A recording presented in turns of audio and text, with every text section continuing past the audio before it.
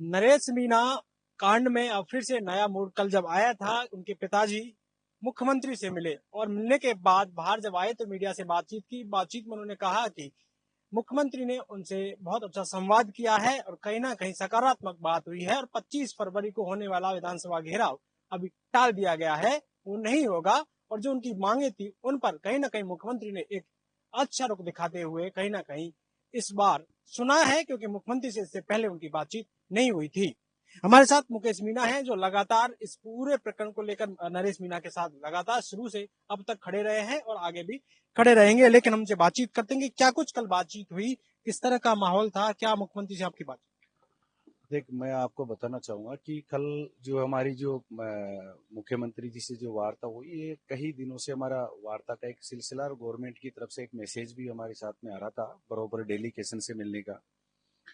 बाकी कहीं ये कल की जगह में परसों भी होने वाली थी, बाकी मुख्यमंत्री जी यहाँ थे नहीं, बाहर नहीं होने के कारण बात नहीं हो पाई। बाकी जो कल मीटिंग हुई हमारी, जितनी जो हमारी जो मांगे थी वो सारी मांगों में हमारी लगभग लगभग नहीं, मैं आपको बताना चाहूंगा कि पूरी मांगों में हमारी सहमति बनी है। चाहे मुआवजा ले लो, उसमें भी उन्होंने जो मुआवजा के ऊपर है, मैं ये कहना चाहूंगा मुआवजा के ऊपर मुख्यमंत्री जी ने बहुत ही जो उन्होंने कहा कि जो होना चाहिए वो नहीं होना चाहिए था, जिस तरह की जो घटना घटी ये नहीं घटनी चाहिए थी।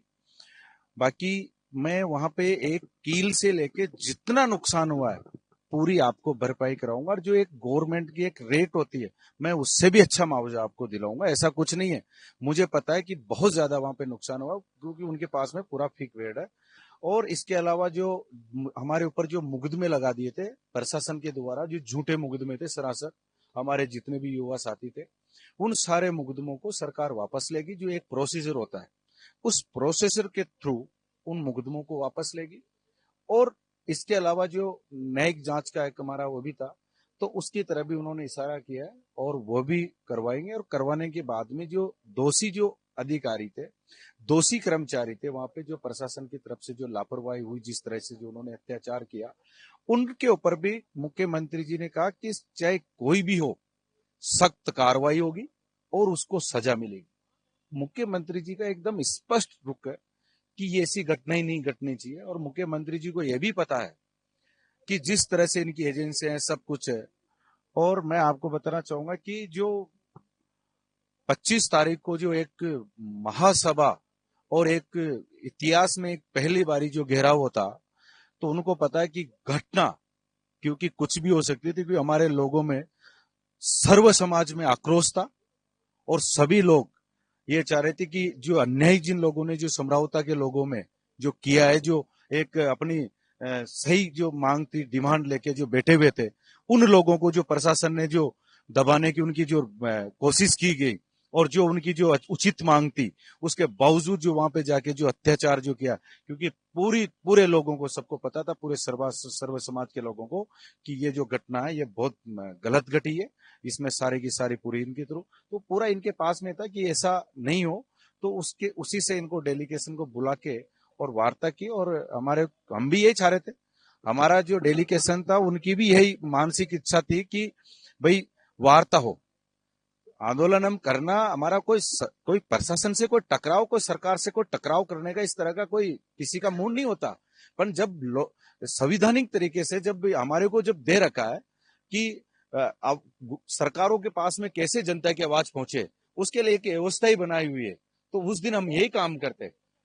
तो इन्होंने हमारी पहले सुन ली, तो हमने उसको, इन्होंने जो समय बताया तो हमने थोड़ा ज्यादा समय बता दिया कि 30 मार्च तक हम इसको स्थगित करते हैं। और 30 तारीख तक अगर नहीं होता है तो इससे कहीं गुना ज्यादा आपको फिर ये जन सैलाब यहाँ जयपुर की धरती में देखने को मिलेगा। जब अगर विधानसभा चलेगी तो विधानसभा घेरेंगे, और नहीं तो फिर मुख्यमंत्री आवास घेरेंगे। बाकी आंदोलन फिर होगा अगर हमारी जो मांगे हैं।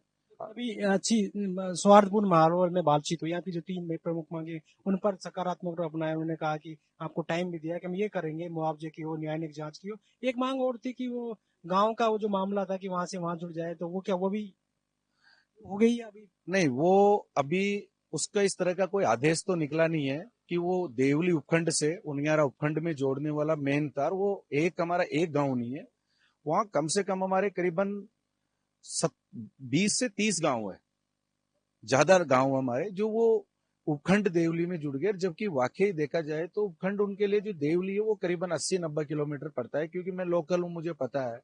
और उन लोगों का उधर जाना नहीं होता, उनका सभी लोगों का देवली में उनियारा के अंदर आना जाना रहता है। तो उनकी इच्छा तिर उनियारा सब सारे गांवों से करीबन 15-20 किलोमीटर के अंदर है।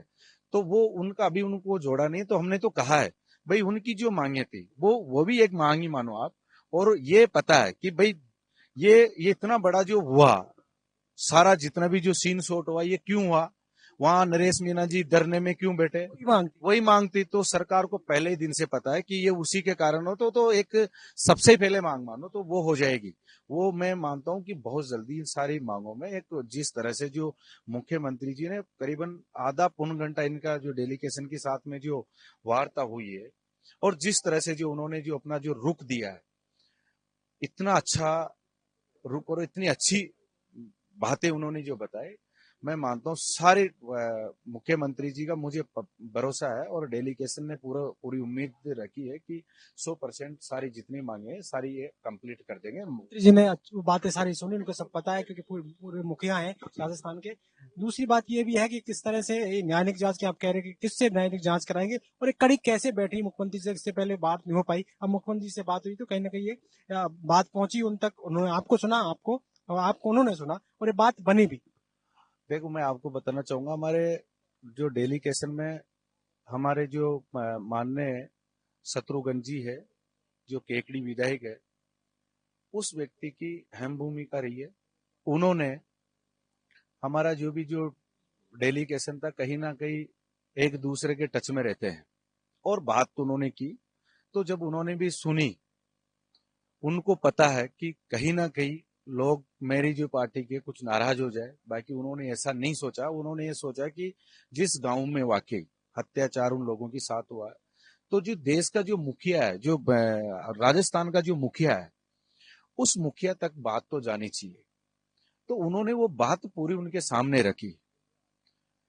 वैसे मुख्यमंत्री जी के पास में अपनी जो एजेंसी है, अपने जो सिस्टम है, उनके जरिए भी मिली।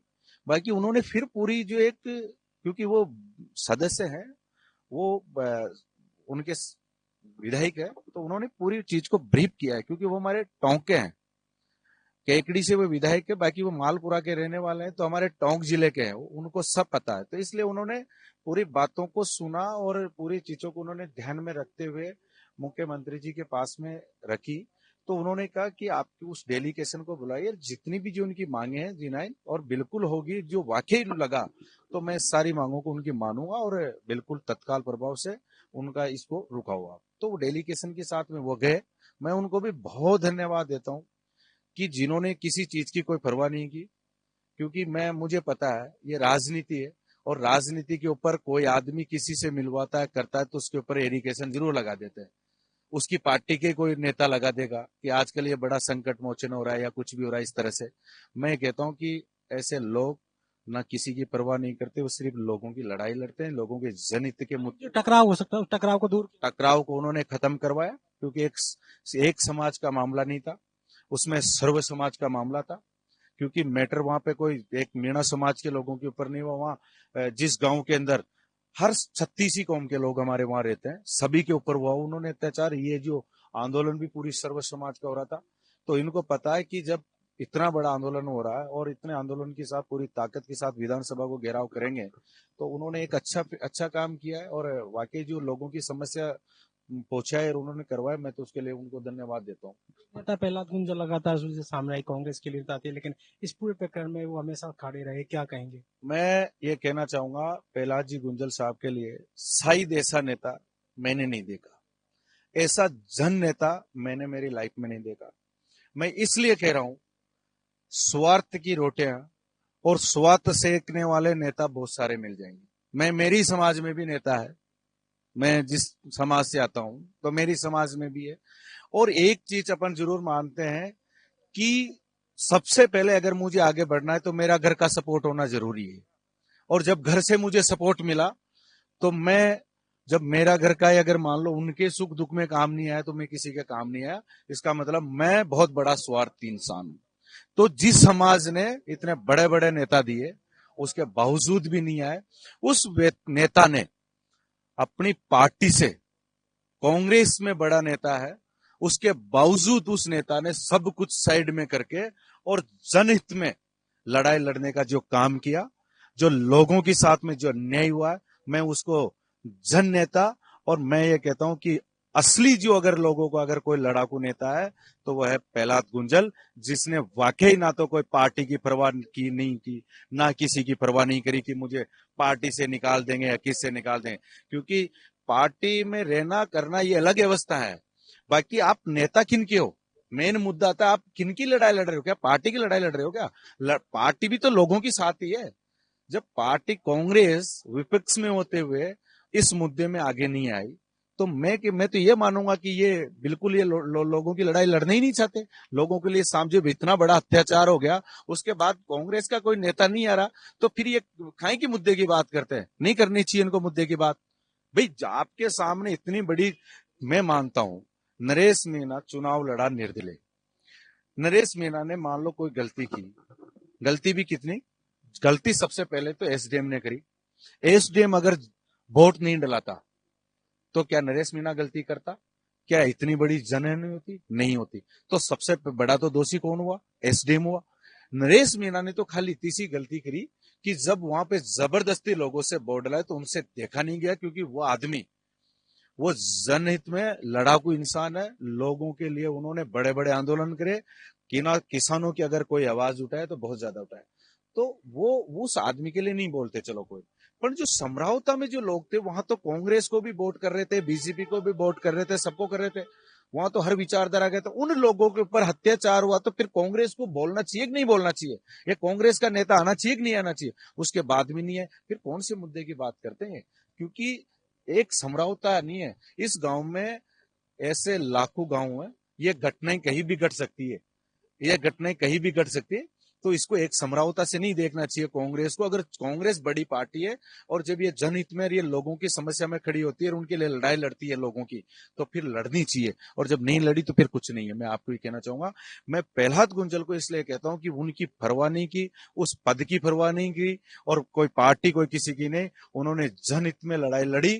तो सबसे पहले एक व्यक्ति वो प्रहलाद गुंजल साहब ने लड़ी, और हर समाज में जा जाके, गांव ढाणी कस्बे में वो व्यक्ति दिन रात, उनके घर में शादी होने के बावजूद भी, परिवार में शादी होने के बावजूद, घर के अंदर होने के बावजूद, हर तरह से उनके ऊपर प्रेशर रहा, बाकी दिन रात उस आदमी ने जो मेहनत करी, सलूट काबिल है। शायद ऐसा व्यक्ति देखने के लिए नहीं मिलेगा, ऐसी लड़ाई लड़ने वाला कोई व्यक्ति नहीं मिलेगा जिसने हर समाज में जाके और जो काम किया। मैं तो उस आदमी को बहुत बहुत धन्यवाद देता हूँ सर। दैनिक जांच किससे कराने की इशारा किया था मुख्यमंत्री? नहीं, हमारी तो न्यायिक जांच जो डिमांड हमने रखी है मुख्यमंत्री जी से, वो हाई कोर्ट के सिटिंग जज और या फिर रिटायर्ड जज होना चाहिए। तो ये हमने डिमांड की थी और उसी में उन्होंने इशारा किया है। मीना के प्रकरण में क्योंकि जमानत अभी नहीं मिली, तो क्या किस तरह से होगा इसमें? नहीं, इसमें मैं इतना कहना चाहूंगा, क्योंकि मुकदमा है न्यायपालिका में है, तो न्यायपालिका में हम लोगों को भरोसा है, और पहले भी हमारे ऊपर जो झूठे आरोप लगे हुए थे उनमें सब में लमसम जमानत मिल चुकी है, और मैं मानता हूं कि इसमें भी बहुत अच्छे जो परिणाम है वो निकल के आएंगे, और बहुत जल्दी जमानत भी होगी, बहुत जल्दी रिहा भी होंगे, और न्यायपालिका में पूरा भरोसा है, और 100% जितनी मांगे हैं उन्होंने सहमति बनाए, और उसके लिए भी मैं मुख्यमंत्री जी को धन्यवाद देता हूँ, जो अच्छी पहल, एक अच्छी पहल की, और इतना बड़ा जो आंदोलन होता, जो टकराव होता, और उन्होंने टाइम पे उनको समझा, और हमारे लोगों की जो भावनाओं थी उन भावनाओं को उन्होंने जाना और उसकी कदर की, और मैं उसके लिए उनको धन्यवाद देता हूँ। इसमें ना एक बड़े लीडर के रूप में उभर के भी आए, 60,000 वोट निर्दलीय लड़के भी उन्होंने लिए। आने वाले में क्या राजनीति कर बीजेपी की तरफ, क्या मुकेश जी का क्या उस तरफ जाएगा, क्या रहेगा? मैं आपको बताना चाहूंगा, नरेश मीणा बड़ा लीडर ही था शुरू से, जिस तरह से जिस आदमी ने जो संघर्ष किया है, क्योंकि संघर्ष बोलता है नेता। मैंने क्या कहा अभी, एक नेता वो है जो पार्टी से टिकट लाया और एमएलए बन गया, एमपी बन गया। एक नेता वो है जिसने रोडों पे संघर्ष किया, कॉलेज से लेके और गांवों तक, जिस व्यक्ति ने इतना बड़ा संघर्ष किया है, तो मैं उस आदमी को ज्यादा बड़ा मानता हूं जिसने संघर्ष किया है। तो नेता मेरी नजर में वो है, और फिर पार्टी के नाम से वोट ला सकते हो, आप पार्टी के नाम से जीत सकते हो, उसकी विचारधारा के लोग वोट डालेंगे, काम वो करेंगे। बाकी एक निर्दलीय प्रत्याशी करीबन साल भर पहले छबड़ा में लड़ा, वहां पे 45,000 से ज्यादा वोट आए। 60,000। फिर उसके बावजूद जब पार्टी को पता है कि वहां सिर्फ 7-8 हजार वोटों से नरेश मीणा हार के आया है और इनका जो कैंडिडेट था उसको बुरी तरह से रहा है, फिर यहाँ पे मैंने कहा खुद ने, जिस दिन फोरम, क्योंकि मैं भी एक एमएलए की मैं तैयारी कर रहा था वहां से, तो जिस दिन मैं भी फॉर्म भरने जा रहा था तो हमारा वहीं मुलाकात हुई जहां फॉर्म फिलअप कर रहे थे। तो मैंने कि अपने में से एक भरेंगे, तो मैंने कि भाई साहब मैं आपके साथ हूं, आप लड़ो। उस दिन मैंने एक इंटरव्यू में मैंने खुद ने कहा था कि यहाँ पे कांग्रेस अपनी जमानत नहीं बचा पाएगी, और वाकई वही हुआ।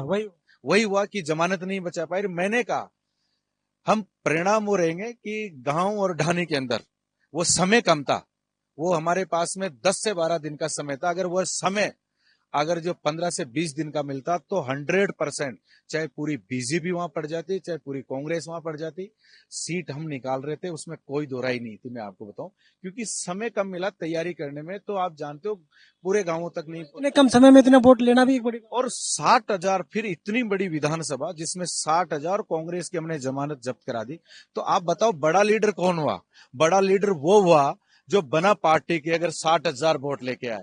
मैं कहता हूं कि वो आज बड़ा लीडर नहीं, उसकी आज जिस तरह से जो लोगों को जो संघर्ष देखा है, और संघर्ष को सलाम हर आदमी करता है, संघर्ष के साथ में लोग जुड़ते हैं, जिसने दिल से मेहनत करी हो, जिस व्यक्ति ने आज करीबन 25 सालों से जयपुर में गांवों के अंदर जिस तरह से मेहनत करी, किसी लोभ लालच के, अगर वो व्यक्ति आज भी अपने किराया के मकान पे रहता है, और जो आदमी अगर 25 सालों से जिसने संघर्ष करा हो, जिसके पास में लोग हो, जिसके पास में सब कुछ हो, तो आज पता नहीं कितनी तो प्रॉपर्टी होती, कितना क्या होता, और जिसके ऊपर जूट एरिगेशन लगाते हैं, जो आज भी उनकी फैमिली को मैं देखता हूँ पूरा किराए के मकान पे रहते हैं वो यहाँ पे। आप बताइए, आप उस आदमी का संघर्ष ही तो है, जिससे तो मेरी नजरों में तो ऐसा नेता है नहीं, इतना बड़ा नेता है नहीं। और आपको मैं इतना कह देता हूँ कि आपने रही बात विचारधारा की है, तो विचारधारा तो हमारी अलग है। अभी हमारी जो विचारधारा है वो हमारी भगत सिंह वाली जो विचारधारा है अभी। और मैं आपको बता दूं, जहां नरेश मीणा है वहां मुकेश मीणा रहेगा, जहां नरेश मीणा की जो विचारधारा है वो मुकेश मीणा की विचारधारा है। हम संघर्ष करते रहेंगे, हमें कांग्रेस बीजेपी कुछ नहीं, हम संघर्ष की लड़ाई करते रहेंगे। जहां जहां अन्याय होगा, चाहे वो कोई भी हो, जहां जहां अन्याय होगा वहां पे नरेश मीणा की पूरी टीम पहुंचेगी, वहां नरेश मीणा का एक एक कार्यकर्ता पूछेगा, और वहां नरेश मीणा का एक एक कार्यकर्ता भगत सिंह का बन के वहां पहुंचेगा, और ये लड़ाई हम लड़ते रहेंगे, लोगों की आवाज हम उठाते रहेंगे, पीछे नहीं हटेंगे। उम्मीद है कि जमानत मिल जाएगी और न्यायिक जांच हो जाएगी और ये न्याय मिल जाएगा। हाँ, मुझे पूरी उम्मीद है कि जमानत हमारी मिल जाएगी, और जितनी हमारी जो मांगे थी, ये मांगे हमारी सारी मान ली जाएगी। और कहना चाहूंगा जितने भी हमारे जो लोग हैं, सब लोगों को मैं जो जिस तरह से जो तैयारी कर रहे थे, जिस अलग अलग कस्बे में जाके बेचारे जिस तरह से जो मेहनत कर रहे थे, पीले चावल बांट रहे थे, मैं उन लोगों को, मैं उनको, हमारी जितनी भी टीम है, हम सब एक दूसरे टीम का हिस्सा है, मैं उनको तहे दिल से, और मैं भाई साहब की तरफ से भी उनको धन्यवाद देना चाहता हूँ। सबको सबको मैं धन्यवाद देना चाहता हूँ, जिन्होंने इस लड़ाई के अंदर भाग लेके और इतनी मेहनत की, और उनकी मेहनत जब ग्राउंड में कर रहे थे वो आवाज सरकार तक पहुंची है, इसलिए मैं उनको सबको दिल से धन्यवाद देना चाहता हूँ। और हमारा भाईचारा हमेशा कायम रहे, और इसी तरीके से अगर कोई भी किसी गरीब की अगर आवाज दबाए, तो इसी तरह से आपको मेहनत करनी है और उस गरीब की आवाज को दबने नहीं दे। लोकतंत्र में सबकी आवाज को अपने को बुलंद करनी है, और आप लोगों को जो ताकत दिखाना काम किया उसके लिए बहुत बहुत धन्यवाद।